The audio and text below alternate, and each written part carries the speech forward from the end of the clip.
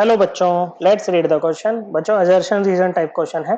पहले हम चेक करेंगे क्या असर्शन और रीजन दोनों करेक्ट है। अगर दोनों करेक्ट हैं तो क्या रीजन करेक्ट एक्सप्लेनेशन है असर्शन के लिए।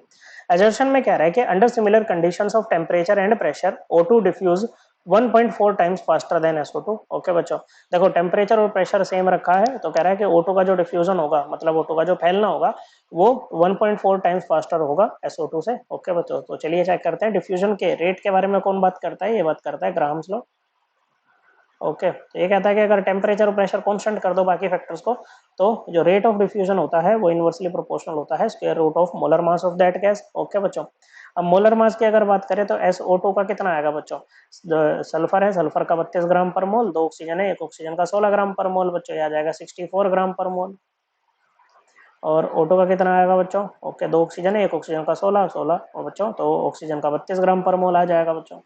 तो दोनों का अगर रेशो निकालें RO2 अपॉन RSO2, ये क्या हो जाएगा? Under root. देखो बच्चों SO2 नीचे है तो यहाँ पर इसका ऊपर आएगा बच्चों मोलर मास 64 अपॉन ये हो जाएगा 32 ग्राम पर मोल। से ग्राम पर मोल कटेगा बच्चों, ये √2 और √2 की वैल्यू क्या होती है? लगभग 1.4 बच्चों। तो जो रेट ऑफ डिफ्यूजन है O2 का, ये क्या है? 1.4 टाइम्स है बच्चों rate of diffusion of SO2 के। बिल्कुल सही बात है बच्चों, तो ये पहली स्टेटमेंट तो आपकी करेक्ट है। दूसरी में कह रहा है कि density of SO2 is 1.4 times greater than that of O2। देखो डेंसिटी क्या होता है? डेंसिटी होता है मास अपॉन वॉल्यूम। ओके बच्चों, क्या होता है बच्चों? डेंसिटी होता है मास अपॉन वॉल्यूम, या सिंपली लिखो वेट अपॉन वॉल्यूम बच्चों। ओके, तो देखो क्या है, सपोज करो हम देखो देखो एक हमारे पास होता है एवोगैड्रोस लॉ। एवोगैड्रोस लॉ क्या कहता है? ये कहता है under conditions of same temperature and pressure equal volume of gases contain equal number of moles. Equal volume of gases के क्या करते हैं बच्चों? कंटेन करते हैं equal number of moles. Okay बच्चों, तो टेम्परेचर और प्रेशर तो इन्होंने पहले ही कह दिया सिमिलर है। सपोज करो हम दोनों की वॉल्यूम भी सेम मान लेते हैं बच्चों। Volume of SO2 is equals to volume of O2 बच्चों। ओके, क्या है? Volume of SO2 equal to volume of O2 है बच्चों।